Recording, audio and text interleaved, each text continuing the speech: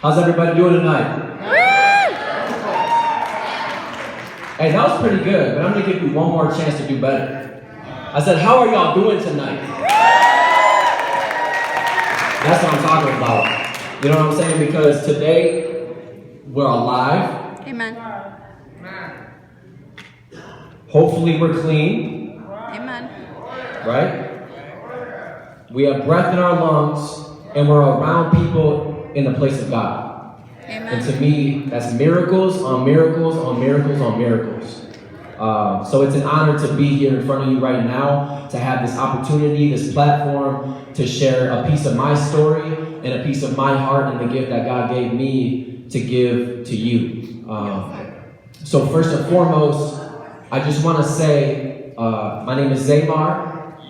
I'm 23 years old, and I have 6 years clean.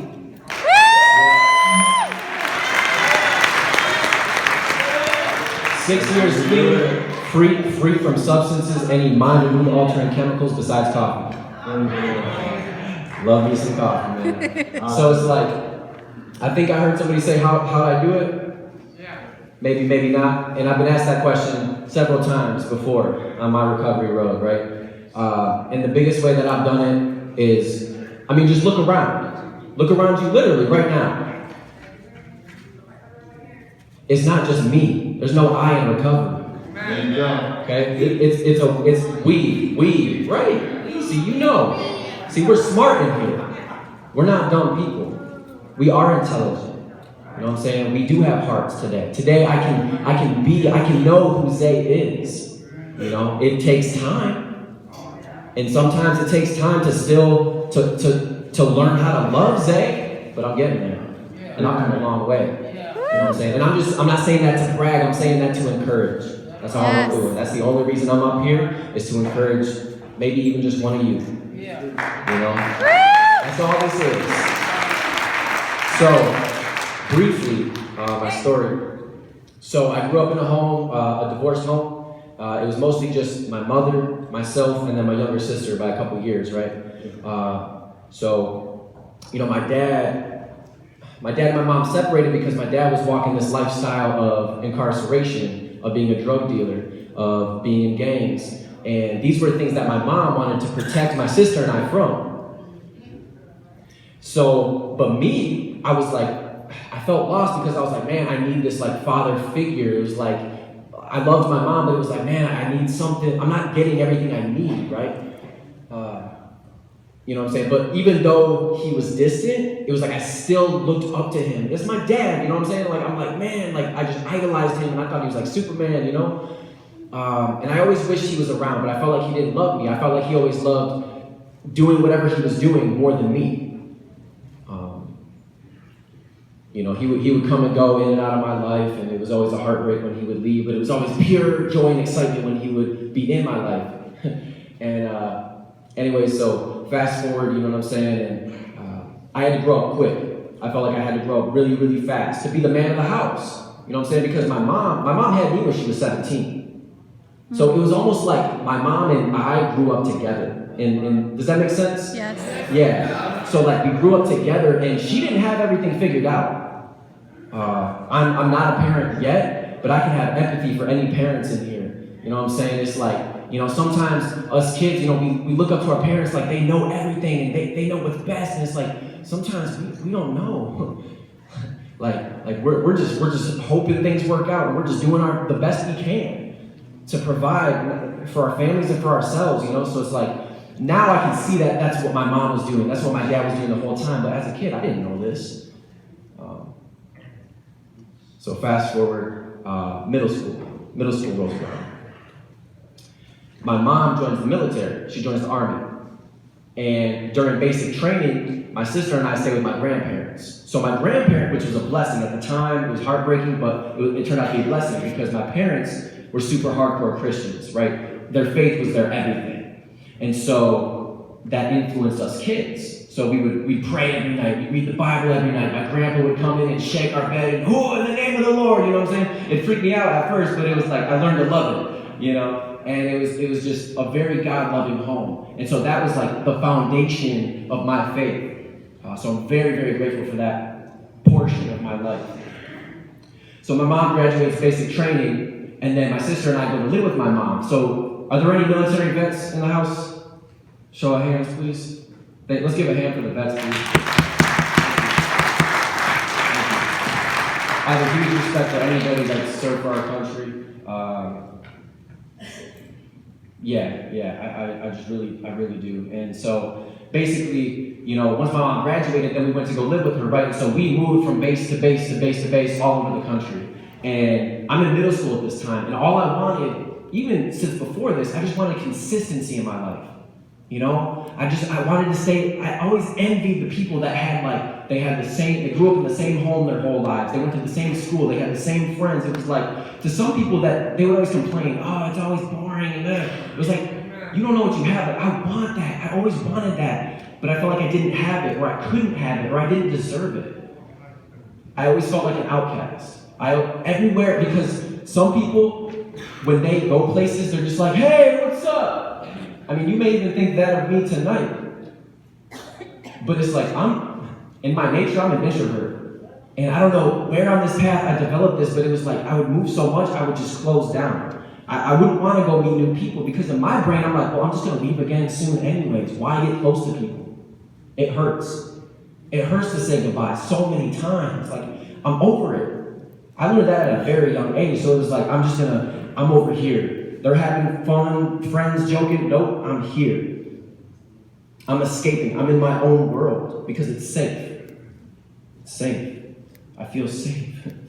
So while I'm by myself, isolated, I began to escape through like video games, right? So that would be my world. I feel safe. I feel like I have a purpose. And it was like, man, video games are my everything. And then I grew up, and then it went from video games to comic books. And then from comic books, it was music. And then from music, it was girls. And then from girls, it was drugs. So it was like, and I know that may seem like a weird like transition, and maybe like looking at me as a kid, like, oh, he's just playing video games, whatever. You see a lot of kids on their phones nowadays, and they're just like zombie mode. Like, we may not think anything of that, right? Especially in today's age. But it's like, for me at the time, I was escaping. And there's no way I could have known that, but I can see it now, right? And it's like,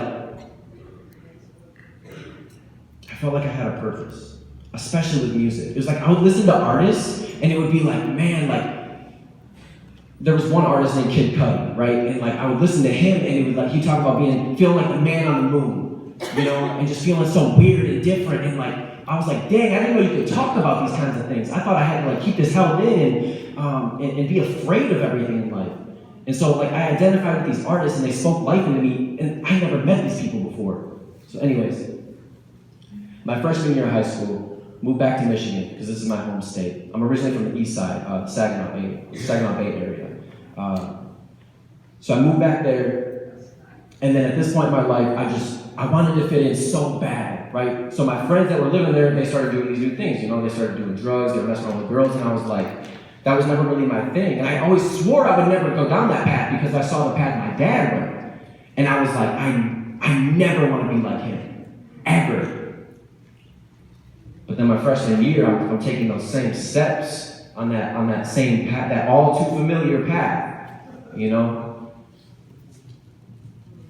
it started off social. It started off as like, okay, I'm just doing it with my friends, and very, very, very quickly, for me, I view my addiction as a disease. Now, I'm not going to put that on any of you, but for me, I view it as a disease called addiction, and it's progressive. You know what I'm saying? So I believe that it's not about what I use, what specific substance, or how much of that substance, or who I was around, or anything. It's how my body and my mind and my spirit reacted to it that made it a problem for me.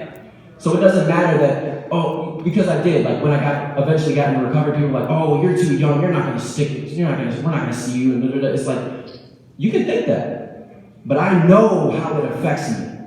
I know it's not good. I can see the lineage through my family. Like, I'm not playing with this. So anyways, my freshman year, it progressed really fast. In a matter of 2 years, I was stealing from my addiction from everybody. Friends, families, strangers, stores, it didn't matter. I wasn't thinking about the consequences. I was just taking, trying. All I could think about was that next high, that next escape.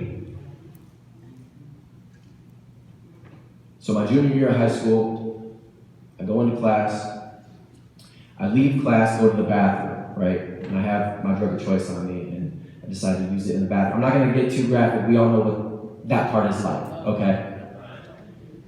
Long story short, I get caught. I get expelled from school. My mom finds out about this, she kicks me out. I was out of control. So at this point, I'm like, okay, nobody loves me. I have no education now. I'm not working at this point. I have no transportation. My girlfriend broke up with me at this particular time as well for other reasons. I feel like my friends don't want to be around me. They put up that wall because I'm stealing from them and they couldn't trust me. I couldn't even trust myself. It was like, nobody wanted to invite me over because I'm going to steal their Xbox or something. You know? It's like that. I was that friend. I was a bad friend. But here's what I'm trying to tell you is that amidst all of this, it was like I felt like the only solution was to get high. You know, and trust me, if I was looking for an excuse to get high, I had a lot. You know, right? Because as a using addict, I can use, oh, it's a beautiful day to get high, or oh, it's raining, man, I should just get high. It's like it doesn't matter. It doesn't matter. So it was just like, man, I had every reason in the book to go do it, and I did. And then I really I felt like I already lost everything. I really went down, man, at this point. And it was like, it was terrifying. The thoughts in my mind about taking myself out of this world were very, very, very real.